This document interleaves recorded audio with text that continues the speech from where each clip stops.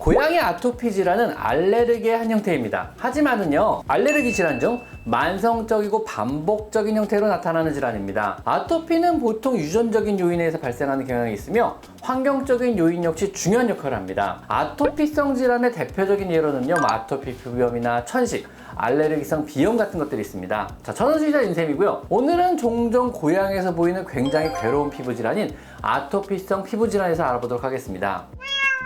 아토피 질환과 알레르기 질환은 어떻게 다를까요? 만약 여러분의 고양이가요, 만성적으로 귀를 털거나 배나 혹은 사타구니 혹은 팔 같은 데를 심하게 핥고 탈모와 피부병이 재발을 한다면요, 그것이 아토피 질환입니다. 음식을 조심해도 재발하고요, 환경을 개선해도 생깁니다. 치료를 받으면 다시 잠잠해지긴 하는데 결국은요, 몇 달 뒤에 다시 한번 핥아서 피부를 다시 까지게 만든다면요, 대부분 이런 경우 아토피성 피부 질환인 경우가 많습니다. 알러지 질환과 아토피 질환의 차이는 명확하게 구분하기는 사실은 힘듭니다. 알러지 질환 중에서요, 유전적으로 알러지에 대해 과민하게 반응하는 아이들이 아토피 질환으로 진행한다고 알려져 있습니다. 주로 3살 이전에 암컷 고양이가 많으며 아베시니안이나 데본렉스 종의 고양이가 많이 발병하는 것으로 알려져 있습니다. 즉, 알러지 질환 중 일부의 아이들은요, 유전적인 아토피 체질로 인해 아토피가 되는 것이고요. 이 경우는요, 치료가 굉장히 까다롭고 힘들게 됩니다. 알러지의 경우는요, 시기성이든 외부 환경적 요인이든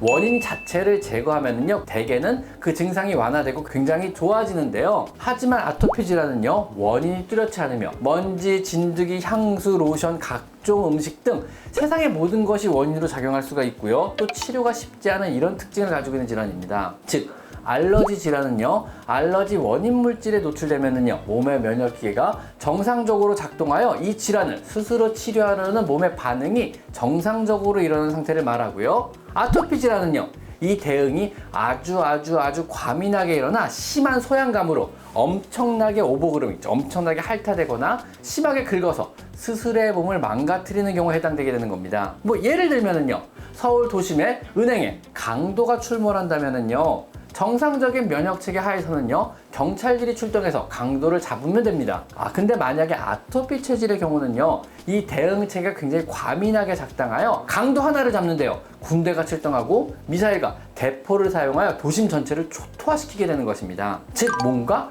경보체계가 잘못된 거죠. 이런 아토피 질환들은요, 수의사로 진료를 하다 보면요, 참 원망을 많이 듣게 되는 질환인데요. 왜 안 낫냐, 왜 재발을 하냐, 치료는 제대로 한 건 맞느냐, 검사를 더 해볼 수는 없느냐, 혹시라도 강박증은 아니냐, 원인을 더 찾아봐야 되는 건 아니냐, 이러면서 수의사를 원망하다가 이 병원 저 병원을 전전하게 하는 집사도, 고양이도, 수의사도 삼자가 다 괴로운 질환에 들어갑니다.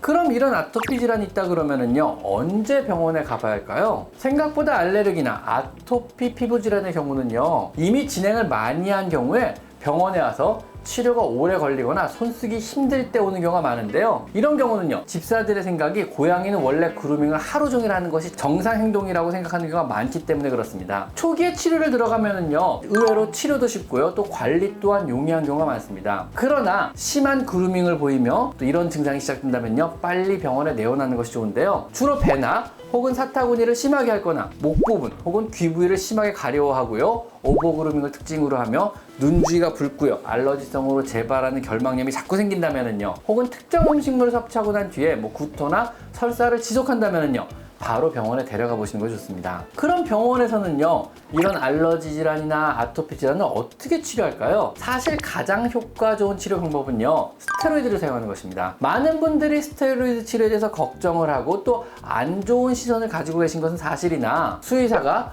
용량과 기간을 설정하고요, 또 부작용이 생기지 않는 범위에서 치료를 진행한다면은요, 초기에는 정말 효과가 좋은 치료 방법입니다. 물론 스테로이드는요, 장기간의 치료 관리에는 적합한 약물은 절대 아닙니다. 초기에 심할 때 대응에 추천되는 약물이고요, 그 이후에는요, 조에티사의 아포켈 같은 매일 먹이는 소양감을 제거하는 약으로 관리가 충분히 가능합니다. 사실 아포켈은요, 강아지용으로 허가받은 약이나 고양이에서도 효과가 좋기 때문에 국내에서는요, 이미 많은 수의사가 고양이에도 처방을 하고 있는 부작용이 굉장히 적은 효과적인 약물입니다. 물론 이런 약물의 처방 전에는요, 고양이가 아토피 질환인지 아니면 강박증과 같은 정신적인 문제인지를 먼저 감별을 반드시 해야 합니다.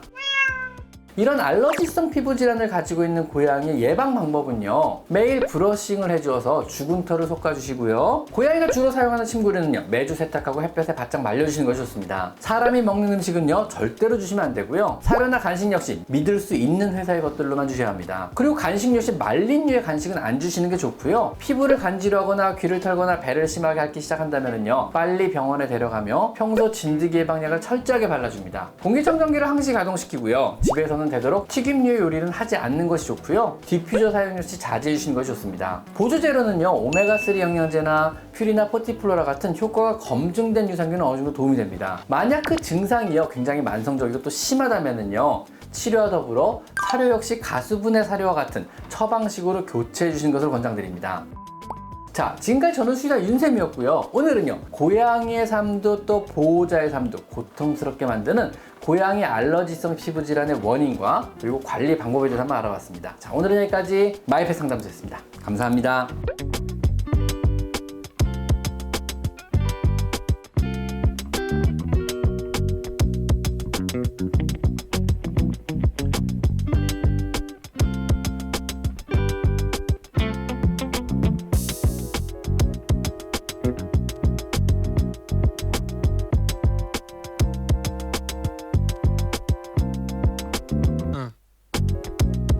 응.